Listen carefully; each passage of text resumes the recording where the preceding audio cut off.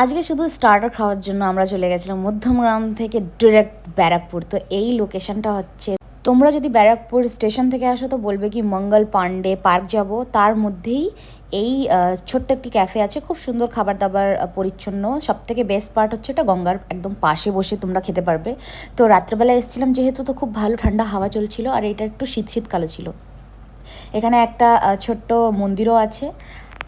Actually সবসময় খাওয়া দাওয়াটা মেন ম্যাটার হয় না, কখনো কখনো ঘুরতেও বেশ ভালো লাগে। আর এত রাত্র ছিল না, আমরা দুইজনেই ছিলাম শুধু রাস্তার মধ্যে, তো ভীষণ মজা করতে করতে যাচ্ছিলাম আজকে। पीना है तो पीने दो, मुझको जीना है तो जीने दो, मैं गरीब हूँ बदनसीब हूँ, पी पी के जख्म अपने सीने दो, मुझको पीना है तो पीने दो। এটা কে গাইতো বাবা?